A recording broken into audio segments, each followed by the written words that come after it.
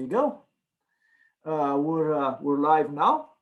So as I was saying, lessons are a little heavier in terms of content. So you get newer stuff compared to what we did up to maybe like a week ago when we were still sort of reviewing, things from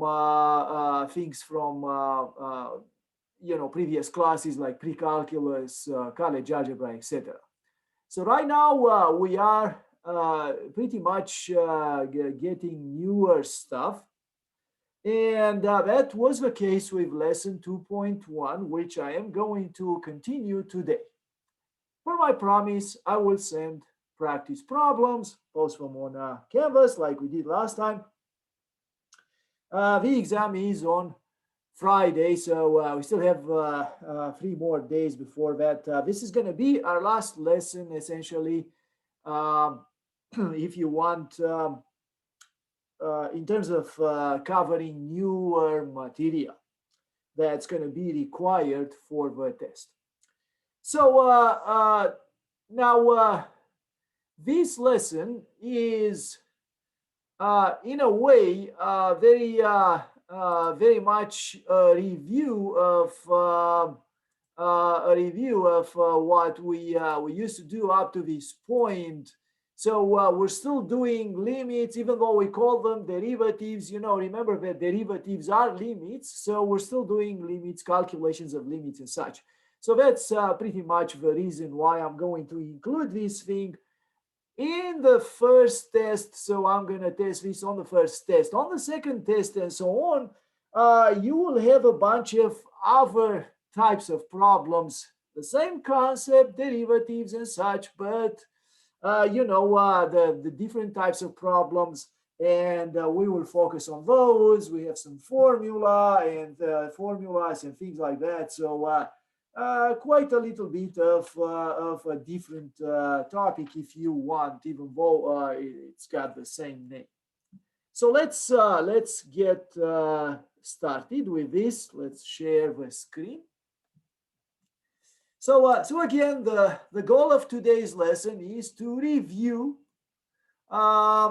derivatives from 2.1. So it will be 2.1 if you want derivatives. So to review and consolidate our knowledge of derivatives, so derivatives and rates of change.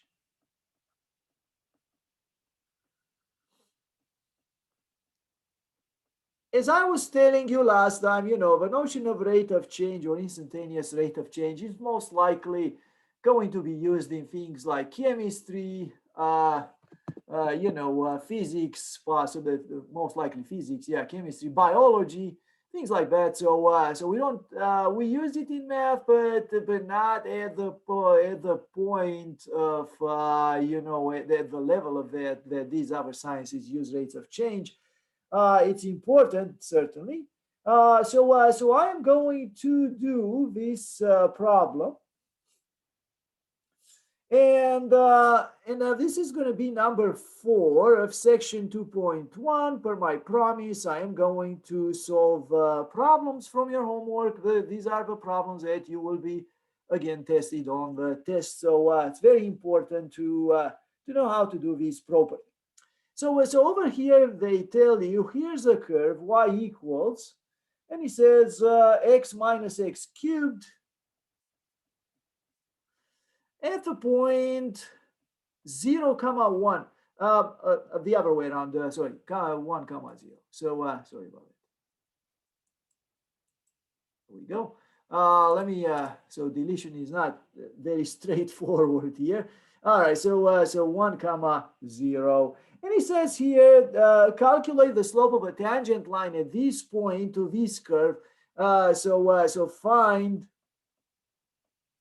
slope of a tangent line at this point using one definition and using another definition. I'll sort them out for you while we solve the problem. So first of all, let's give everybody an idea of what this function looks like. So I am going to share with you another screen. I'm going to share with you Desmos here very quickly. It's always a good idea to folks, one second, so use Desmos when you want to represent functions to understand what you are doing. So there we go. We're gonna go to Desmos and calculator, and let's plot the function y equals x cubed minus x. They told us, is that right? No, the other way around. So x minus x cubed. All right, so it's x minus x cubed. There we go. So we are curious at what happens at this point 1 comma 0. And you can see that, you know, the slope of a tangent line, if I were to draw a tangent line here, folks, I'm hoping that everybody can see this graph. So if you don't, do let me know. So the slope of a tangent line looks to me like, it's got to have certainly a negative slope because it's on, it's a decreasing function. So the tangent line will sort of be going down. So it's going to have a negative slope, I suspect. I cannot tell the number, but I would suspect it would be something like maybe -2, because as you go 1 unit this way, you apparently go 2 units down or something like that. So that would be a reasonable guess. I don't know. We will figure it out as we calculate the problem. So might be different. So I don't know. Maybe -3. We don't know. All right, so let's go and calculate this thing. I'm gonna stop sharing that screen with you, and I will share the whiteboard, and we're gonna do our calculation. So remember that the definition, which I'm gonna call f prime of 1, if you want. Let's say this is f of x as well here. So f of x is that. F prime of 1, so remember the definition, the slope of a tangent line or the derivative, the rate of change at that point is a limit as x goes to 1. That's the way we calculated, remember, with secant lines, and we did f of x minus f of 1, so this is the difference of y's. All right, as x sliding to 1, right, x goes to 1, and divided by x minus 1. This is the difference of x's. And we are going to calculate this limit. But before we calculate the limit, let's actually calculate f of x minus f of 1. So f of x, folks, is given by this formula here at the beginning. So it's just x minus x cubed. So that's f of x. All right, then f of 1 would be either you pick up the y coordinate from this point, because that's what f of 1 is, the y coordinate above 1, right? So it would be the coordinate of this point, which is 0, or you could see simply substituting 1 in this formula. 1 minus 1 is 0. So you would say here -0, for example. You don't have to say that. It's just to show everybody that we do f of x minus f of 1. So that's f of x, that's f of 1 divided by x minus 1. And that can be done as follows. So we factor out, so over here we have really x minus x cubed divided by x minus 1. And we are going to factor out, folks. So what I'm going to do, I'm going to factor out, you know what, negative x. I don't like to have something, the higher power with a negative coefficient. So I like to start with 1. So first of all, let's factor -1. So we're going to say we're doing it in baby steps, right? So we're going to factor -1. If we do that, we're going to get x cubed with a positive sign and x with a negative sign. So first of all, we have that. All right, divided by x minus 1. And then we are also going to factor x. We could have factored -x from the get-go, but just, to do it in baby steps. So -1 times x will be -x times, and we're going to get here x squared minus 1 divided by x minus 1. And as you can see nicely here, this truly breaks down. So this truly breaks down, and it breaks down nicely like we did last time. We did a problem like this. So x squared minus 1, factor that, right? So just to make sure quickly here that everybody really follows. So please do remind us in the chat what x squared minus 1 would factor out like, so how do you factor x squared minus 1? How do you split it up as a product of two factors? So very quickly here, so we need to do these reminders just to make sure that everybody is on top of things here. So you can write it in the chat, folks. All right, so there's a couple of people, 3 answers. There we go, there we go. So now everybody's on top of things. Good, good, good. So there's a list. Good, good. I like that. All right, so very good. So it is indeed negative x times, and over here we can say, for instance, x minus 1 times x plus 1. All right, so that's divided by x minus 1. And then you can cancel out the x minus 1, and you can say simply negative x times x plus 1. All right, so that would not be the answer, though. Remember, the answer, you need a limit, you need a number, right? So the limit as x goes to 1. When you do the limit as x goes to 1, of this thing here, let me erase that square around it. Well, that's simply substituting 1 in the formula. It's that easy. So it's going to be negative 1 times 1 plus 1, and that's going to be negative 2. So my guess was approximately correct. If you draw a line, going down 2 units from that tangency point, indeed the slope turns out to be negative 2. So we got the limit here, the slope of a tangent line, we got that to be negative 2 by using this calculation. All right, folks. So are there any questions here? Again, that could have been potentially, if we look again at the graph here, could have potentially been figured out from the graph, because if you plot this point here at, well, what is this point here? So between 1 and 2, the half point is 1.5. So if you plot, 1.5 and negative 2. Okay, well, that would not be a good one. So negative, I would say negative, okay, 1 maybe. All right, so let's see. Yeah, so that's about right. So you see, you go 2 of these half units if you want this way, and you go down. So it's about right.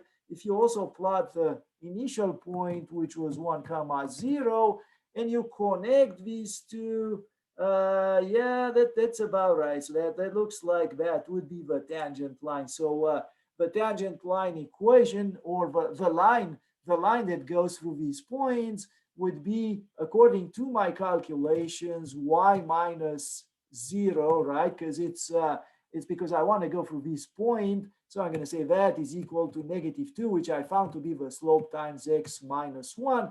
And there we go. Yeah, that is the equation of a tangent line, and that does indeed go through this one point here. So our estimate was correct. The slope of a tangent line is indeed negative 2. And you can see in this picture, it's quite apparent that that would be the case.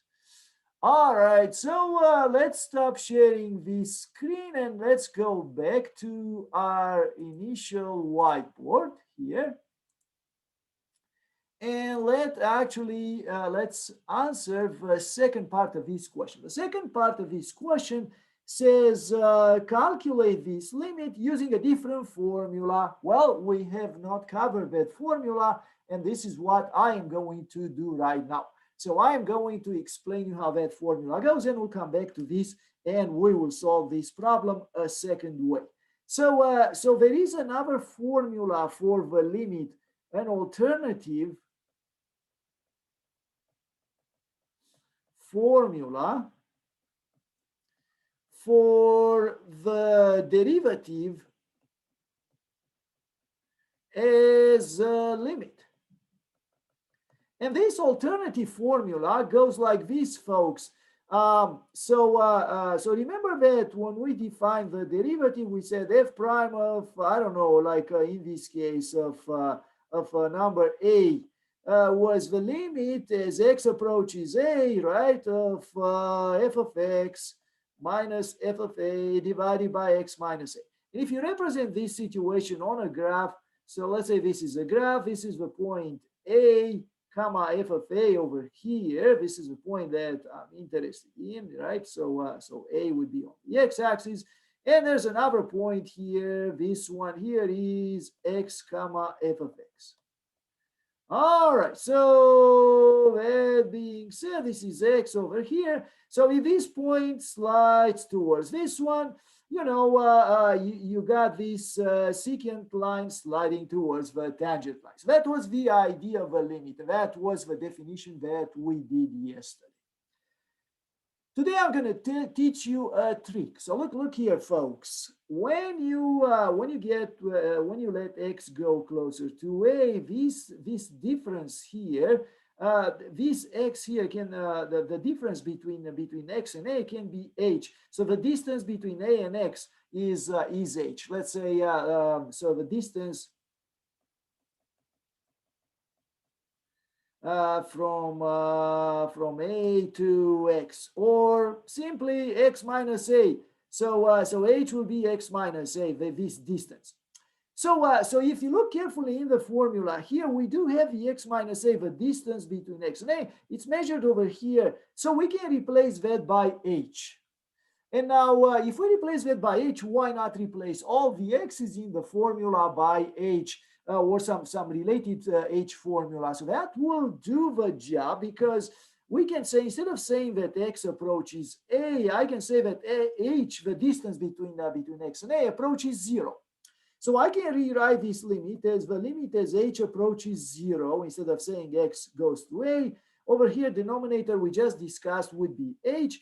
What about the numerator? Well, the numerator would be slightly more complex, because I have to say f of x, but f of x, well, I want to get rid of x. So what I'm going to do, I'm going to solve for x from here, and I'm going to get that x is equal to h plus a, or a plus h, whichever you like to write. I usually like to write a plus h. So people will say f of a plus h here minus f of a, and there we go. Your formula doesn't have any more x's there, so it's completely void of x's. So right now we replace that idea of having a point slide towards our point by saying that point is a plus h plus a small quantity.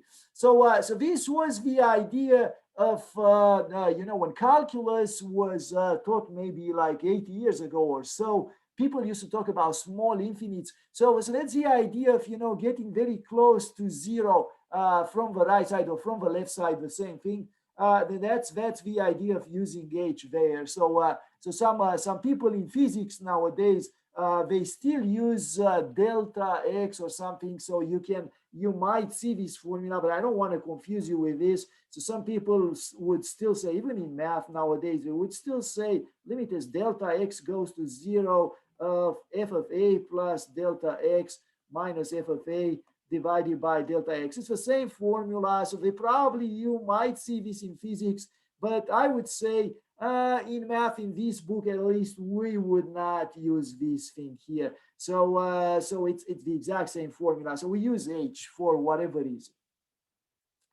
All right. So h from horizontal displacement or something like that. So it's another formula that could give us the calculation of a limit. And now my hope is that, again, when you watch, and I hope you re-watch this video, you get to this point, take some time to digest this formula. This is really important, and it's something that I want everybody to be familiar with. So besides the one that we did earlier, and I'm going to go back now, when we did the calculation here, look at that, we did this kind of thing. So besides this one here, I also want you to be able to use the h formula. And now we're going to use the h formula to answer the problem we started earlier. So I'm going to go on a new page. And I want you to try yourself at home using this formula and the other formula, in the same problem. They always work. So with some degree of difficulty, perhaps in some cases, but again, that shouldn't be a big problem. So again, so back to, oops, what's wrong with my screen here? So back to the question 4, right? So remember f of x was x minus x cubed, and we want to calculate f prime of 1. And we're going to use the h formula. So with the, I'm going to call it the h formula. Really, it's made up terminology. It's not something that people use. But just to kind of distinguish between them, you would say that f prime of 1 would be the limit as h goes to 0 of, and over here you have f of, I'm sorry, as h goes to 1, obviously you approach 1, right? No, I'm sorry. No, so h goes to 0, that's fine, that's fine. Well, you got to be careful here. So we said that we have h in the denominator, in the numerator, you got to be careful here. So we have f of 1 plus h. Remember, folks, so we want to calculate the limit at 1. This is where the 1 comes in the formula right here. So f of 1 plus h minus f of 1. Same story for the other one. So 1 comes here and here. So this is where we actually talk about 1. And that's going to be the following. So remember, we want to calculate the limit at h goes to 0. Keep that at the back of your mind, because I'm not going to carry the limit symbol until I finish up the simplification here. And what you want to do here, you want to say, oh, that's, let's see, what is f of 1 plus h? F of x is this guy here. So this is why we reviewed compositions of functions. So this is a composition. So you replace x by 1 plus h. So it's going to be 1 plus h minus 1 plus h cubed. So folks, we did review that thing. So this is f of 1 plus h, right? The composition of f and the function given by 1 plus h. Minus f of 1. F of 1, like we did earlier, we can just substitute here. We can see it's 1 minus 1 or 0, or we could just copy the answer from the point, because they're always going to give you the point. So find the derivative at this point. It means you can pick up the y coordinate of that point. All divided by h. Okay, so this is going to be our calculation. And if we factor out, so over here, we can wipe out the 0. We don't need that. So it's going to be 1 plus h minus 1 plus h cubed divided by h. We can factor out. So right now, we just do the algebra. Factor as much as you can. Factor 1 plus h. That's not going to cancel out, but that's okay. That's perfectly okay. Times, and we're going to be left with 1 minus 1 plus h squared over here inside, divided by h. And all we have to do is to perform a calculation inside. So 1 plus h times, and we have to take care of this quantity inside the square brackets. So we're going to have 1 minus, and now remember that the perfect square formula, we didn't quite review that particular formula, but we did discuss about how to factor trinomials and how to go back and forth between the factored form and the written out form. Now, if you don't remember the formula, you can just multiply 1 plus h times 1 plus h, because that's what 1 plus h squared, and you will see that that's going to give you, after a little bit of calculation, the calculation is going to give you 1 plus 2h plus h squared. So that's going to be the product, this product written out, 1 plus h squared. All divided by h. And this is going to be, and I'm going to say 1 plus h times the quantity. And over here we have 1 minus, and everything else comes with a minus here, minus 1, minus 2h, minus h squared, right? All right, because we distribute the minus to the entire thing. So remember, to distribute the minus to the entire thing, use quantities, folks, to make sure that you get the right signs there. Divided by h, all of that. All right, so finally we can simplify some stuff. 1 minus 1, of course, that's going to be 0. And we get here 1 plus h times, and we can factor out the negative from here if you want. You can factor out the negative times, and it's going to be, what's going to be left here is 2h plus h squared. Oh, let's put it this way. Divided by h. So yeah, but you factored out the negative, you could factor out the h as well, and I'm going to do that now. So it's negative the quantity 1 plus h times an h times n, and then we're going to get the quantity 2 plus h over here, all divided by h. And finally, well, there we go. So there's always going to be some simplification if the calculation is done correctly, and we're going to end up with this negative quantity 1 plus h times quantity 2 plus h. All right, now this is, remember folks, this is not the limit. This is the stuff that you have before you actually calculate the limit. The limit was a limit as h goes to 0 of this quantity. And the quantity is, again, negative 1 plus h. I'm going to copy this quantity from here, right? I'm not doing anything intelligent here. I'm just writing the limit of 1 plus h times 2 plus h here, folks. And that goes by substituting 0 in the formula. And that's going to give you negative 2. Remember, you have a negative sign there. So we got the limit. All right, there's a question for me. Would you have to change 1 plus h in the beginning to 1 minus h factor out a negative? No. So let me tell you why. I could. So if I wanted to do that, it doesn't really matter.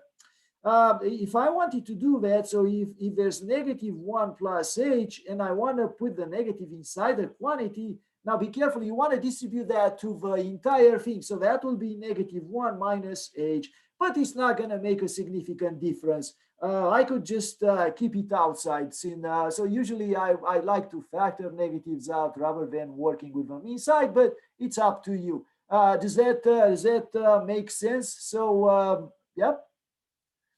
All right. So, all right, perfect. So there we go. So again, don't make things too complicated. So keep again. If you can keep the minus sign outside, that's a good idea. Just leave it there. Sometimes you have to distribute it. So that's true, like we did here. You have to distribute it, but most of the time you don't have.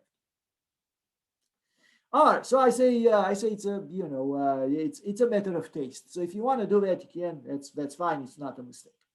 All right, so anyway, we got the limit to be negative 2, and you can check that we got the same answer in the previous case. So my hope is that this problem, this problem exemplifies the topic of today's lesson. So yeah, we want to do that. We want to know how to calculate limits with a definition, both using the x formula and the h formula. So now on the test, I would ask questions. So usually I would say, here we go. There's a function. Can you calculate the derivative for me by using either the x formula or the h formula? So if you know one of them, well, that's good enough. And I may ask you to recognize, well, here's a limit, whose derivative is this one, or something like that. We are going to do a couple of problems, to exemplify that point of view. All right, folks. So, and then we'll do something that's specific to graphs. So all right. So we do, first let's do problem 5. So we'll do problem 5 here. 5 was also a homework question. So we'll do problem 5 of section 2.1. And this problem 5 says you have this function f of x. I'm going to call them f of x. You can call them g of x. In the book, they call them y, in fact. F of x equals 4x minus 3x squared.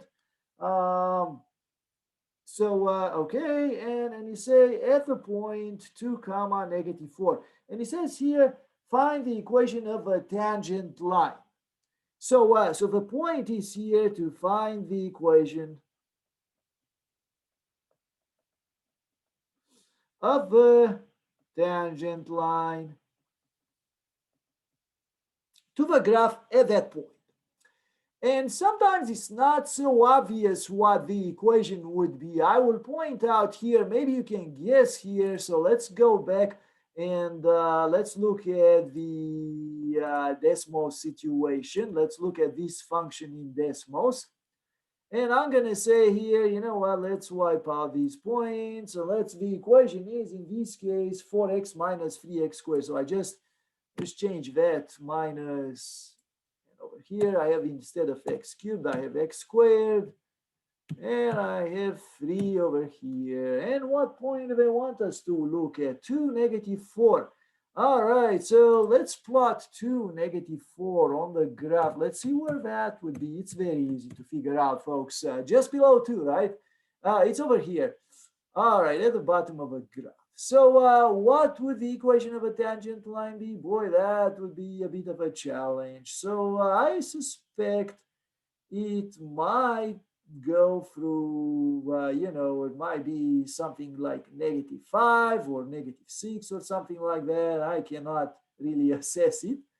So I'm just going to calculate that by using the usual calculations.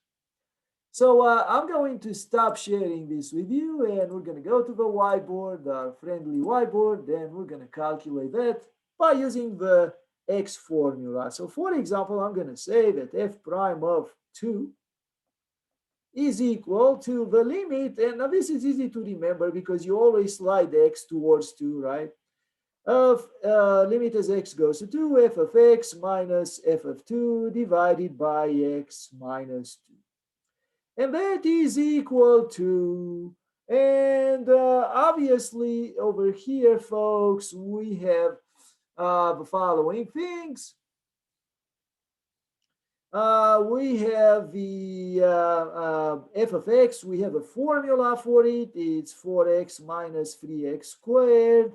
And f of 2, remember we said we can pick it up from the y coordinate of this point where the point is on the graph, or you can just calculate, you can plug 2 in the formula here and you get 4 times 2 minus 3 times 4. So that's 8 minus 12, and that's going to be -4. So either way, you would put a -4 over here divided by x minus 2. And if you do that, you will see that you get the following. So I'm going to write it here, 4x minus 3x squared plus 4 divided by x minus 2. Now, for whatever reason, they like to give us problems that are kind of upside down in a way. So what I'm going to do, I like to factor a minus. I like to see positive coefficients. So let's factor out the -3 over there, the -1, actually, -1, folks. So I'm just going to factor a negative, and I'm going to write my formula is 3x squared, right? I want to write this with a positive coefficient, minus 4x minus 4, all divided by x minus 2. And now if you remember from pre-calculus, let's see, does anybody remember? Oops, sorry about that. I drew something unintentionally. Does anybody remember how to factor this, or can you figure out how to factor this right now, the top part? So it's going to be a product, factoring trinomials, right? Divided by x minus 2. What do you think we're going to put here, folks? Let's see if anybody can guess that.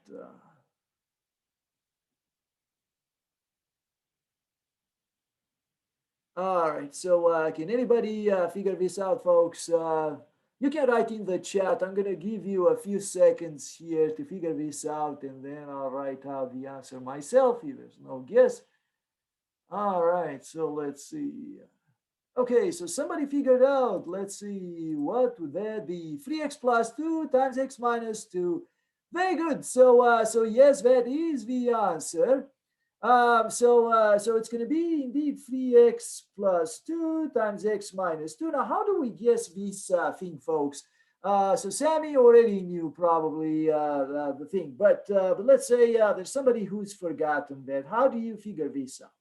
Well, so folks, remember first that the product of these two, the constant terms, have to give you -4, the constant term from here. So, well, there's not that many ways you can write -4 as a product of two numbers.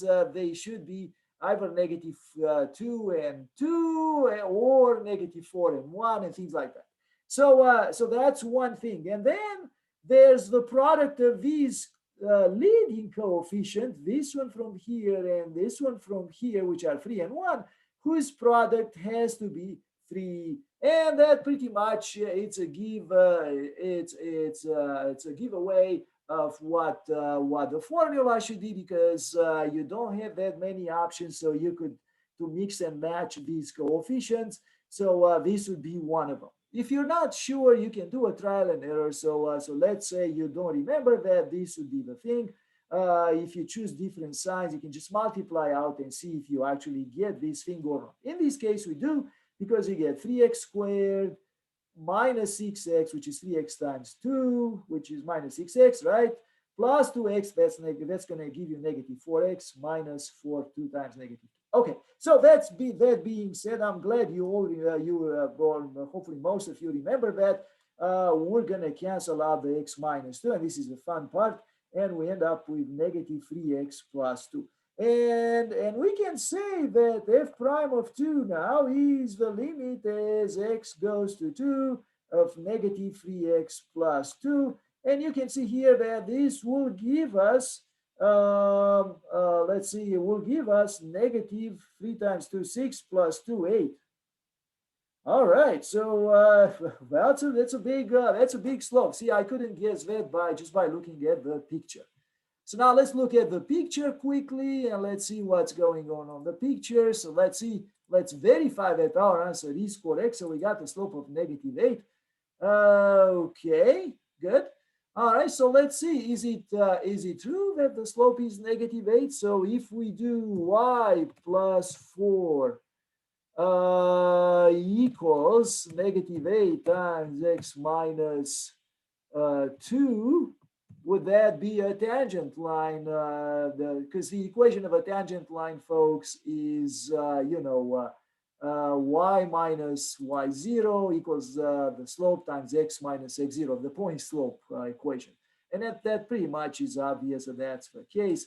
So this is indeed a tangent line. All right.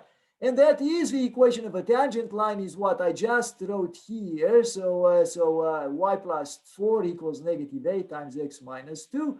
Again, let me go back to my whiteboard and write that on the whiteboard as well. So the equation, so this is the slope of a tangent line. If it's asking for the equation is y minus, y0, which is y plus 4, equals negative 8 times x minus x0, which is x minus 2. So this is the equation of a tangent line. If you want to write it nicely, you can write nicely y equals negative 8x. So just do the algebra here, negative 8x. It's going to be minus 4 plus 16, so negative 8x minus plus 16 minus 4, so plus 12. All right, and we can check that this line, negative 8x plus 12, it has indeed the 12 as a y-intercept. So let us very quickly go there. Let's see, do we have 12 as a y-intercept? Well, let's see. It is, yeah, so it is here, it's 12, or what it appears to be 12, the y-intercept. Yep, 0, 12 is there. So indeed, there is a y-intercept, that everything is correct, and that is the correct answer. So I'm gonna go back here, folks, and I'm gonna box this answer. Now on the test, either of these two equations will be fine. So as long as you can figure out one of them, I'm just going to be fine with that answer. All right, so finally, one last question today, and that's going to be a question about some graphs. And then tomorrow we'll do yet another example with an H formula. But right now I want to do this example, and this is a homework problem as well. So I'm looking at question 17 from your book, which is 114. And it says there to arrange in increasing order in increasing order, oops, the numbers are 0, g prime of -2, comma, g prime of 0, comma, g prime of 2, comma, g prime of 4. All right, so arrange in increasing order these numbers. What's g? G is a function whose graph I am going to represent right now over here. So it's going to go like this. It's going to go like this. And, well, we have some, all right. So, sorry, there, my drawing is not perfect. So this is going to be a little challenging here. So let's say we're going like this, kind of like that. All right, that's okay. That this way. And over here, we're going to go like this. And, we're going to go something like that. And this is the point 2 here. This is -2. This is obviously 0. And there's other points, 3, 4, and so on. So 4 will be here, things like that. So we need the derivatives. We need to figure out which one of these derivatives and 0, which ones are larger and which ones are small. So now, since we have 0 over here in the middle, so we're gonna refer everything. We're gonna compare everything to 0 first of all. So which ones of these numbers, folks? G prime of -2, G prime of 0, G prime of 2, G prime of 4. Which one of them is positive and which one of them is negative? So let's look at their slopes. So these are slopes. Remember, these guys are slopes. Let's look at the slopes of a tangent line. So at -2, above -2, I'm here. The slope is positive. So I know that G prime of -2 is positive. How about G prime of 0? Well, at 0, the slope would be, the tangent line would be going down like that. So G prime will be negative. How about G prime of 2? Well, G prime of 2 will also be positive. Look at this, the slope is positive. And how about G prime of 4? G prime of 4 will also be a positive slope. So the line, the tangent line, will go up. So these, we got 3 positive numbers and 1 negative. So at least we can say here that G prime of 0 is less than 0 and is less than, and now let's see which one of these numbers, G prime of -2, G prime of 2, G prime of 4, is the smallest. In other words, which one of them is the closest to 0, the more horizontal one of the 3? Well, I would guess this one here at 4. It's fairly obvious. If you look at my picture, it's not perfect. If you look in the book, it's fairly obvious that this would be the closest to 0, so the smallest in a way. So we're going to say G prime of 4, the smallest. That less than G prime of 2. And let's see which one is the steeper ascent, at 2 or at -2. I think at 2 is the slower ascent. So I'm going to put G prime of 2 here. And the steepest ascent is actually at -2. If you look there, this is really the sharpest going up. The other ones are smaller. So this is how we arrange these numbers in increasing order. That is the answer to our problem. All right, as I said, I am going to stop here. So we did this problem, folks, without knowing anything virtually about the function other than the graphical situation here. But that was good enough to help us, conclude something about the derivatives of some derivative value for this particular function. So I am done here today. I'm going to stop the recording.